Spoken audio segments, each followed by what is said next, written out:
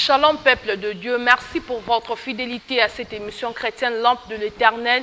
Nous sommes ravis de vous savoir encore branchés en train de suivre cette émission. Aujourd'hui, Dieu a choisi son serviteur, les révérends pasteur Justin et Ampompo de l'Église de Dieu des chrétiens rachetés pour vous bénir. Je vous invite à suivre et soyez d'avance bénis. Fidèles téléspectateurs, vous qui avez été fidèles à cette émission Lampe de l'Éternel, nous sommes en train de continuer de parler de la puissance de la foi. Et là, nous sommes dans notre 4e édition ou 4e volume de cet enseignement. Donc, la puissance de la foi. Et aujourd'hui, nous allons continuer et nous allons partir de là où nous avions arrêté l'autre fois, c'est-à-dire sur toujours la définition de la foi, mais nous allons la présenter dans beaucoup d'autres aspects sous différents angles. Peut-être que nous n'avons pas touché la fois passée, avant que nous allions vraiment en profondeur de ce que nous appelons la puissance de la foi. Mais ici, nous voulons voir encore un autre aspect de ce que c'est que la foi. Et partant de là où nous sommes arrêtés la fois passée, nous sommes toujours autour aussi du verset Hébreux chapitre 11 et au verset 1.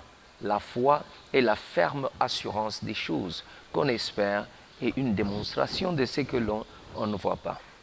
Ici, qu'est-ce que nous voulons dire? La première des choses que nous allons dire aujourd'hui, c'est que la foi, c'est une action obéissante en réponse à ce que Dieu a dit. C'est une réponse, mais en acte, en action, par rapport à ce que Dieu a dit. Ce que Dieu a dit, quand nous agissons et nous le faisons de manière obéissante, nous voyons réponse à ce que nous avons fait et selon bien sûr la parole de Dieu.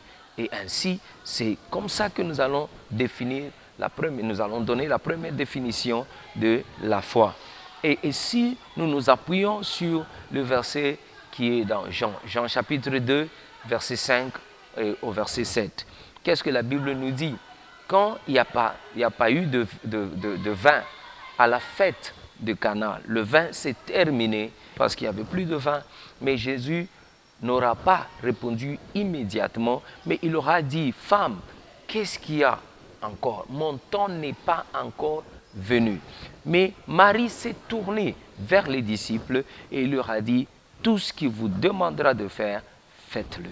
Cette action obéissante en réponse à ce que le Seigneur dit, c'est ce que nous avons appelé aujourd'hui la foi. Voyez-vous, le Seigneur va leur demander de prendre de l'eau et mettre dans les vases. Quel rapport y a-t-il entre l'eau et le vin? Voyez-vous, mais ils sont là pour répondre de manière obéissante à ce que le Seigneur leur aura demandé de faire. Et quand ils auront fait, quand ils auront obéi, quand ils auront agi selon ce que le Seigneur leur avait demandé de faire, voici cette eau s'est transformée en vin. Et ils en ont eu le miracle pour ce jour-là. Là, nous voyons 3 aspects dans cette définition. Nous voyons l'obéissance à ce que Dieu a dit. Nous voyons l'action, c'est-à-dire agir selon ce que Dieu a dit. Et la 3e chose, c'est entendre. C'est répondre à ce qu'on a entendu. Donc les 3 aspects nous accompagnent dans ce que nous avons appelé la foi. Obéissance à ce que Dieu a dit, agir selon ce que Dieu a dit. Et 3e chose, écouter ce que Dieu a dit et répondre à cela. Donc c'est ça la foi. Et nous allons voir que ça va nous accompagner jusqu'à la fin dans cet enseignement d'aujourd'hui. 2e chose, la foi. Donc dans la foi, c'est faire confiance en l'autre. Et ici, l'autre, c'est Dieu. Donc tu abandonnes ta confiance en toi-même et en tout ce que tu connais. Et tu fais maintenant confiance en l'autre. Et ici, confiance en l'autre, c'est Dieu. Confiance en l'autre et confiance en ses paroles, dans ce qu'il a dit. C'est d'arrêter de dépendre de soi-même, arrêter de dépendre de ses connaissances, de ses capacités et même de ses ressources, car les ressources de l'homme ne sont que limitées. Et la foi, c'est commencer à dépendre de Dieu, commencer à dépendre de ce qu'il a dit et dépendre de ses capacités et de ses ressources. Donc celui qui fait foi en Dieu se déconnecte de ses propres capacités, de ses propres ressources qui ne sont que limitées et de ses propres connaissances, et il se fixe sur la connaissance de Dieu, sur les ressources de Dieu et sur les capacités de Dieu. Quand l'homme est limité, Dieu n'est pas limité, ni dans la connaissance, ni dans ses capacités, ni dans sa ressource. Donc, celui qui fait foi en Dieu s'accroche et se connecte à tout ce que je viens de dire, donc à la connaissance de Dieu, à ses ressources et à ses capacités. C'est ainsi que cela se transfère aussi sur l'homme qui croit. La Bible me dit dans Marc chapitre 9 et au verset 23, il dit si tu crois, tout est possible à celui qui croit. Ça devient aussi possible à toi qui crois parce que ce n'est plus dans tes capacités, ce n'est plus dans tes connaissances, ce n'est plus dans tes ressources, mais c'est dans les ressources de Dieu, c'est dans les capacités de Dieu. À Dieu, rien n'est impossible. Luc chapitre 1 et au verset 37. Rien n'est impossible avec Dieu. Et dans Genèse chapitre 18 au verset 14, il y a une question que Dieu pose à Abraham. Quand Dieu visite Abraham, et la Bible dit, après avoir visité Abraham, Dieu aura dit que l'année qui va venir, à la même époque, au même moment, au temps fixé, il dit, je reviendrai. Et ta femme, Sarah, aura un enfant. Et la Bible me dit quand Dieu a annoncé cela, Sarah s'est mise à rire. Et Dieu a posé maintenant cette question dans Genèse chapitre 18 au verset 14. Y a-t-il quelque chose d'étonnant avec Dieu ou devant Dieu? Mais ça, c'est la version française. La version anglaise nous dit, y a-t-il quelque chose de difficile devant Dieu? Y a-t-il quelque chose d'impossible devant Dieu? Donc, avec Dieu, tout est possible. Et tout est possible aussi à celui qui croit. C'est-à-dire à celui qui se transfère et change de position. Au lieu de croire en ses capacités, au lieu de croire en ses connaissances, en ses ressources qui ne sont que limitées, se transfère et se connecte à ce que Dieu est en mesure de faire. Mon frère, ma soeur, je suis venu te dire qu'avec Dieu, rien n'est impossible. Dans ma petite vie que Dieu m'a accordée, j'ai vu toute forme de miracle. J'ai vu toute forme de miracle. Il y a quelque chose qui m'a vraiment touché un jour. On était en plein service, en plein culte, et on était en train de prier, on était en train de louer le Seigneur, et j'avais prêché la parole, et après cela, j'avais demandé aux gens de venir devant, afin que le Seigneur puisse faire un miracle dans leur vie. Parce que voyez-vous, moi personnellement, je crois sincèrement au miracle et je crois en la puissance de Dieu. Et là, devant moi, se tenait un jeune garçon qui pouvait avoir à peine entre 12 et 13 ans ou 14 ans, si je n'exagère pas. Et cet enfant, à le voir déjà, tu pouvais voir qu'il avait une poitrine un peu déformée parce qu'il avait difficile à respirer. Et quand je le vois devant moi, je lui poserai la question et je lui ai demandé, est-ce que, mon frère, tu peux croire que Dieu, est-ce que tu crois que Dieu peut faire ce que tu lui demandes? La réponse, et jusqu'à aujourd'hui, je n'ai jamais oublié cette réponse que cet enfant m'a donnée, et il m'a dit, c'est pourquoi je suis ici. Donc, quand moi je lui pose la question, est-ce que tu crois que Dieu fera ce que tu lui demandes? L'enfant m'a répondu, il m'a dit, c'est pourquoi je suis ici.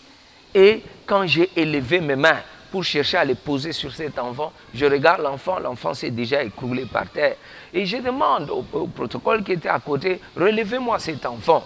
Et quand on le relève, je veux mettre encore mes mains sur lui. L'enfant était encore par terre. À la troisième fois, je voulais vraiment mettre mes mains sur lui et prier pour lui. La troisième fois, quand on le relève, je veux mettre mes mains sur lui encore une fois. L'enfant s'est écroulé par terre. Et cette fois-là, je lui demande, relevez-le. Et quand on le relève, l'enfant a ouvert les yeux, il criait.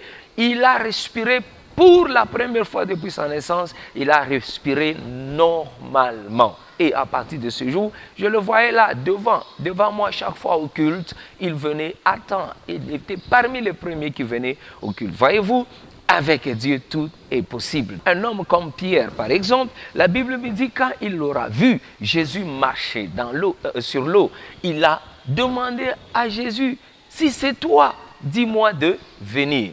une obéissance à ce que le Seigneur dit. C'est ça même la foi. Et quand Jésus a entendu ce que Pierre a dit, Jésus lui a demandé de venir. Viens. Oh, dans la connaissance de Pierre, Pierre qui a été pécheur pendant longtemps, il sait que si je mets mon pied dans cette eau, je vais m'enfoncer. Dans ses capacités en tant qu'humain, il sait que je ne peux pas faire face à l'eau. Et une fois que je me mets dans cette eau, je vais m'enfoncer. Dans ses ressources en tant qu'humain, il ne peut pas résister à la force de pesanteur qui fait que quand un poids est déposé dans l'eau, ne fera que s'enfoncer. Mais il s'est déconnecté de toutes ces choses. Il s'est fixé sur la capacité du Seigneur, sur les ressources du Seigneur et sa connaissance. S'il m'a demandé de venir, c'est qu'il sait que je peux marcher aussi sur l'eau. Et ainsi, Pierre s'est lancé. Il a mis son pied dans l'eau et il a marché pour la première fois sur l'eau. Mais la Bible me dit, quand le vent s'est levé, quand il est revenu dans ses connaissances et dans ses capacités en tant qu'humain, il a commencé à s'enfoncer. C'est là où il y a les deux ennemis de la foi qui ne sont que la peur, le doute, qui font que nous puissions manquer ou rater nos miracles. La peur et le doute ne sont que du domaine de la connaissance humaine. Connectez-vous aux capacités de Dieu, à la puissance de Dieu, aux ressources de Dieu, et vous allez voir que vous allez opérer dans la foi, et quiconque opère dans la foi, il obtient réponse à ses prières, il obtient miracle, il obtient les choses qu'il espère, qu'il n'avait pas encore vues ou qu'il n'avait pas encore touchées. Le même est Pierre dans Luc chapitre 5, au verset 1 jusqu'au verset 8, il revient encore. Le même est Pierre. La Bible me dit, il a pêché toute la nuit, il n'a pas eu un seul poisson. Cette fois-là, quand Jésus vient, il lui demande de plonger encore son filet dans les profondeurs. Il ne sait plus. Il n'a plus fait confiance en ses connaissances, en ses capacités, en ses ressources. Cette fois-là, il a tout transféré sur le Seigneur. Et la Bible me dit, il a jeté, il a obéi. Nous revenons dans cette définition que nous avons donnée aujourd'hui. Cette obéissance, cette action obéissante en réponse à ce que le Seigneur a dit, c'est ça même, la foi. Donc, dans sa connaissance, Pierre savait qu'il fallait pêcher la nuit. Et c'est la nuit où il pouvait attraper les bons poissons. Il a utilisé cette connaissance, ça ne lui a rien produit. Dans ses capacités, c'est l'expérience que Pierre a. Il a été pêcheur depuis l'enfance. Il est expérimenté. Mais cette fois-là, ça n'a pas répondu. Dans ses ressources, il avait tous les moyens possibles. Non seulement les moyens physiques, les moyens intellectuels ou l'expérience ou l'expertise pour avoir les poissons. C'est un pêcheur expérimenté. Il a toutes ses ressources pour réussir. Mais encore une fois, ça l'a déçu. Il n'a pas eu ce qu'il voulait. Peut-être que tu m'écoutes aujourd'hui. Tu n'as fait que dépendre de tes ressources. Je me souviens, il y avait une dame qui travaillait dans une grande société multinationale. Elle avait beaucoup de moyens. Et un jour, on a découvert qu'elle avait un problème dans sa gorge, une douleur qui s'est développée. On lui a donné tous les médicaments possibles, on lui a fait tous les examens, il n'y avait pas de solution. Je me rappelle, ce jour-là, il pleuvait et elle m'aura appelé, me demandant, pasteur, on doit m'évacuer vers l'Afrique du Sud. Est-ce que tu peux te faire violence pour venir, avant que je ne prenne l'avion, prier quand même pour moi, pour que j'aille en Afrique du Sud. Je me rappelle, ce jour-là, il pleuvait et je n'avais pas de véhicule, je devais utiliser tous les moyens possibles pour arriver. Et j'arrive là-bas et je trouve l'équipe qui devait l'amener à l'aéroport qui était là en train d'attendre. Et on me dira, pasteur, faites vite parce que l'avion ne peut pas attendre et nous devons l'amener en Afrique du Sud. Et on a prié. Et le Seigneur m'a mis à cœur, c'était une révélation ce jour-là, ça n'arrive pas tous les jours, de faire une sainte scène avec elle. Et je lui ai demandé si elle avait du vin. sans alcool dans sa maison. Elle m'a dit oui, elle en avait. Et du pain ordinaire.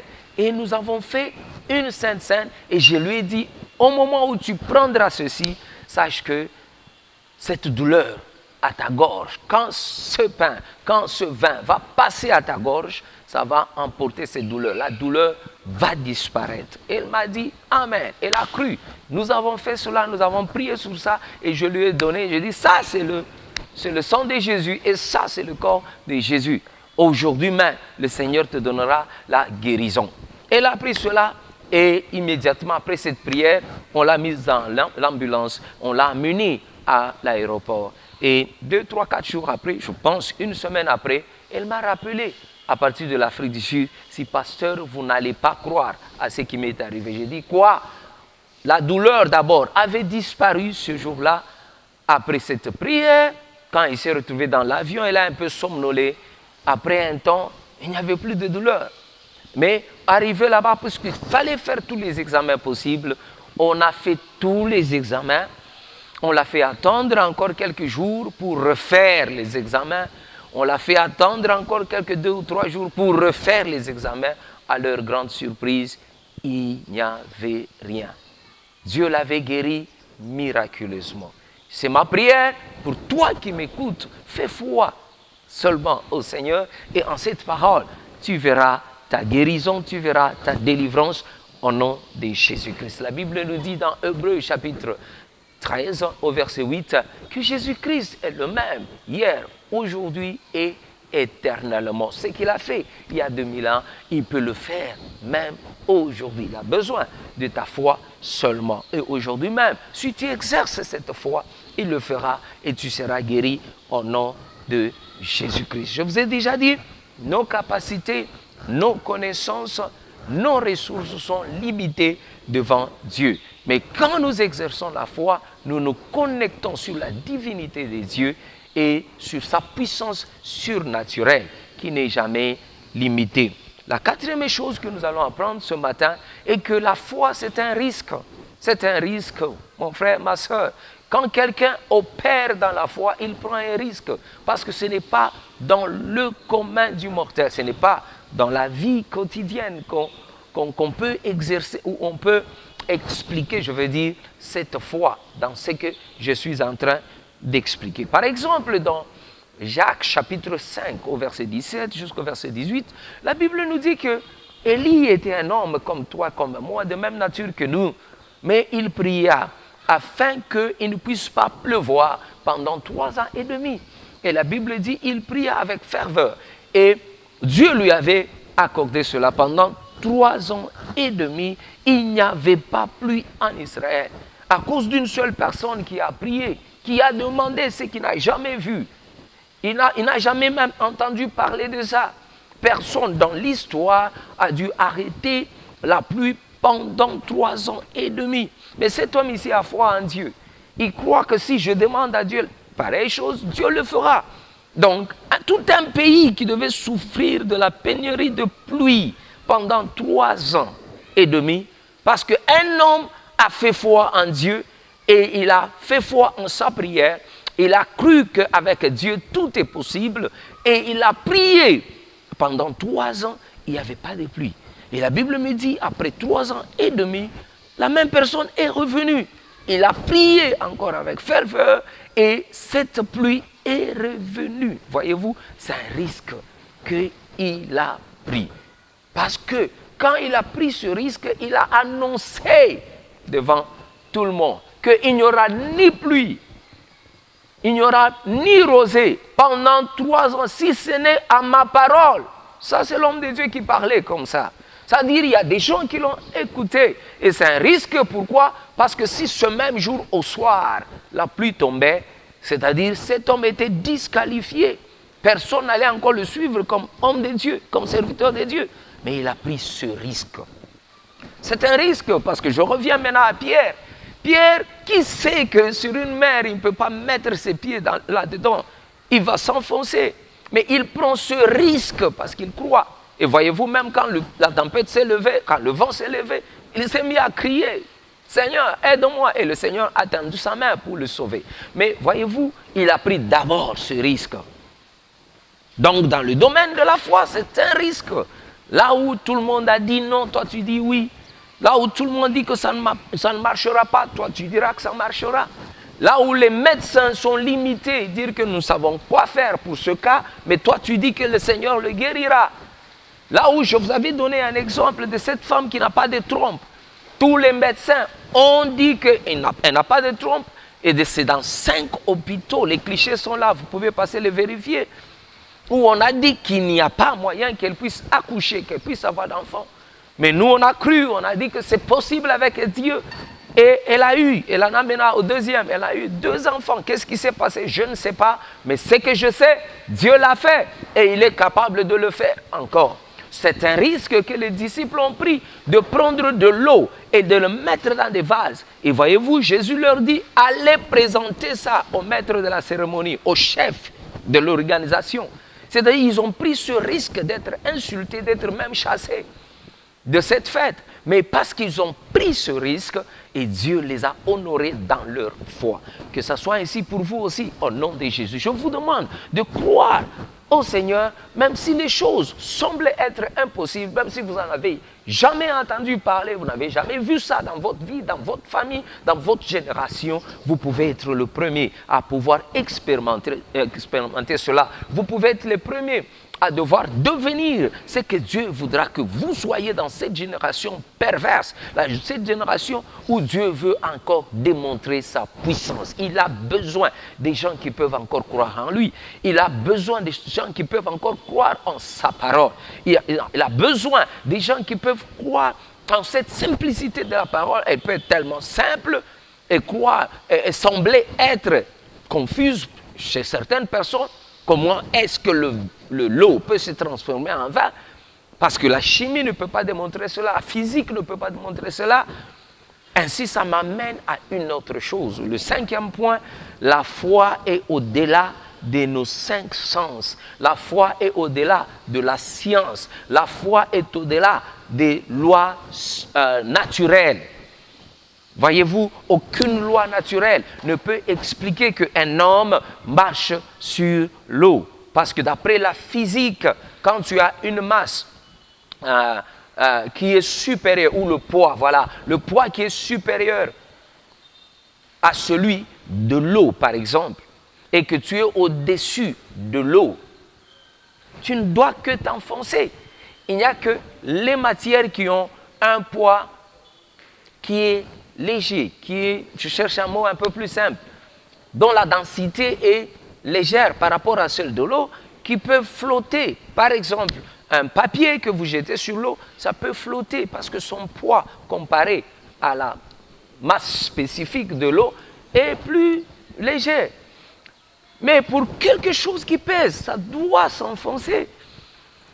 Et voyez-vous, Pierre devait prendre ses risques, suspendre tout ce qu'il connaît sur la loi naturelle, sur la science et tout ce que vous pouvez mentionner aujourd'hui et n'opérer que dans la foi. Il n'y a aucune loi, ni biologique, qui peut expliquer comment une femme comme Sarah, à 90 ans, 90 ans, pouvait encore concevoir. Il y a la ménopause qui est là, il n'y a plus de production d'ovules dans son corps. Donc il n'y a pas moyen. Ces menstruations avaient déjà arrêté des années. Parce que c'est dit dans la science, autour de 40 à 45 ans, la femme ne verra plus jamais ces périodes et par surcroît, elle n'aura pas d'enfant. Mais à 90 ans, c'est-à-dire le corps est déjà fatigué, fini, il n'y a plus moyen qu'elle puisse avoir d'enfant. Mais Dieu suspend tout cela et il fait son miracle, il fait ce qu'il veut faire. Crois seulement. Tout est possible à celui qui croit. Et le dernier point, c'est au moyen de la foi que nous avons tous les miracles possibles. Donc la foi devient une clé qui nous connecte au miracle. La foi devient une clé qui nous connecte au miracle.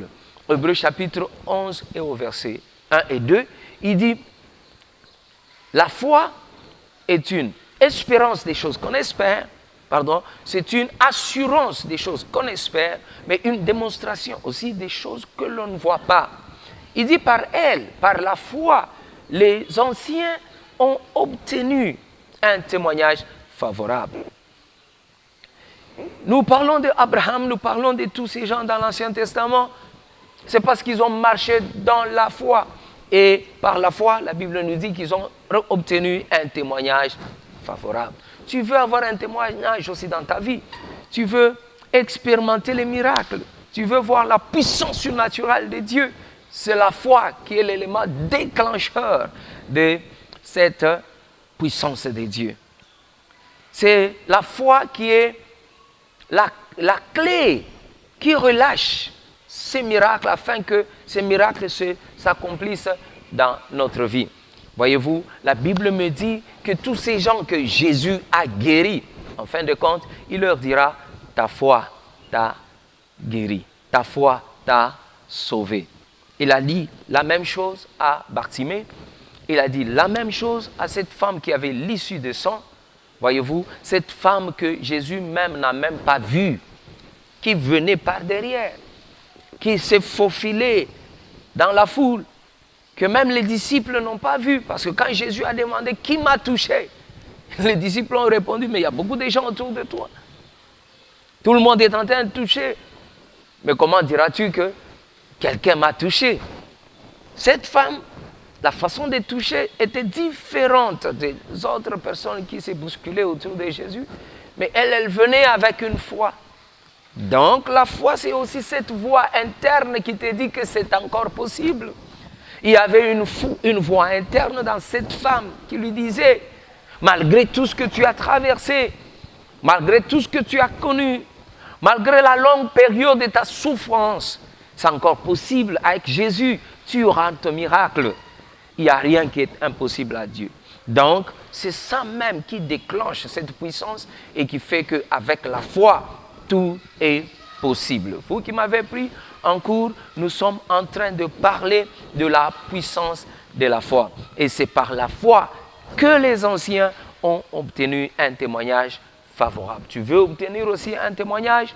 Exerce seulement la foi. La Bible nous l'a déjà dit dans Hébreux 13, 8, que Jésus-Christ est le même hier, aujourd'hui et éternellement. Il peut encore le faire aujourd'hui même. Toi, peut-être que tu es une maman, tu es dans ton mariage, tu as fait longtemps, pas d'enfant. Je te demande aujourd'hui, au nom de Jésus, crois seulement à cette parole, que Dieu te visite et Dieu t'accorde ce miracle. Toi qui es en train de m'écouter avec une maladie incurable, une maladie qui est restée longtemps, Dieu guérit le sida, Dieu guérit le cancer, Dieu guérit tout ce qui est de compliqué aujourd'hui dans le monde médical. Dieu le fait encore. Il peut le faire pour toi. Là où tu es, reçois aussi ton miracle, reçois ta guérison au nom de Jésus-Christ. Toi qui m'écoutes, peut-être que tu n'as pas de boulot, tu n'as pas de travail et tu te dis comment cela peut arriver. Afin que tu puisses l'avoir, je te dis que c'est encore possible. Dieu est capable de le faire même ce matin. Reçois aussi ton miracle au nom de Jésus. Je suis sûr, tu vas bientôt m'appeler pour me dire que, pasteur, après ce message-là, Dieu m'a visité et Dieu m'a fait grâce. Et voici le miracle que j'ai eu. Que ça soit ainsi au nom de Jésus-Christ. Si vous nous avez pris en cours, nous sommes l'Église des Dieux des chrétiens rachetés et moi c'est le pasteur Ghislain. Et voici nos numéros de contact. C'est le 089 23 660. 089 54 23 660. Nous sommes dans la commune de Kasavubu, sur Sayo au 23 85. Et si vous m'avez bien suivi et que vous n'avez jamais donné votre vie à Jésus et aujourd'hui vous avez vraiment cru et que vous voulez donner votre vie à Jésus, je vous inviterai de faire cette prière. Elle peut sembler si simple que ça, mais c'est ça même la clé. Parce que c'est le monde de la foi. Crois seulement et tu seras sauvé. Tu vas faire cette prière avec moi et tu seras aujourd'hui même enfant de Dieu. Si tu es prêt, fais avec moi cette prière. Tu vas dire, Père, j'ai entendu ta parole. Et j'ai réalisé qu'avec toi, ô Dieu, tout est possible. Mais seulement j'étais loin de toi. Aujourd'hui, je veux venir à toi. Accepte-moi. Je sais que je suis pécheur, mais pardonne mes péchés. Lave-moi par ton sang précieux qui a été versé à la croix de Golgotha. Seigneur Jésus, viens dans mon cœur, viens dans ma vie, sois mon Seigneur et mon Sauveur. Je suis prêt à te suivre jusqu'à la fin de ma vie. Merci Père, au nom de Jésus. Amen. Si tu as fait cette prière aussi simple que ça paraisse, c'est ça même la prière du salut. Tu es sauvé, tu es enfant de Dieu. Cherche une église là où la parole de Dieu est prêchée. Et si tu n'en trouves pas une, moi je vais t'inviter là où je suis. Je vous ai déjà donné l'adresse. Je suis sur Sayo dans la commune de Kasavubu. L'église de Dieu des chrétiens rachetés. Que Dieu vous bénisse. Bien-aimés dans le Seigneur, je crois que Dieu vous a parlé, il vous a béni à travers ces messages. Vous venez de suivre le révérend pasteur Justin Yampompo de l'église de Dieu des chrétiens rachetés. Si vous nous avez suivis, vous avez des problèmes, vous avez besoin qu'on puisse prier pour vous, n'hésitez pas de nous contacter sur notre numéro qui est affiché au bas de vos écrans. Restez en paix, que Dieu vous bénisse. À la prochaine.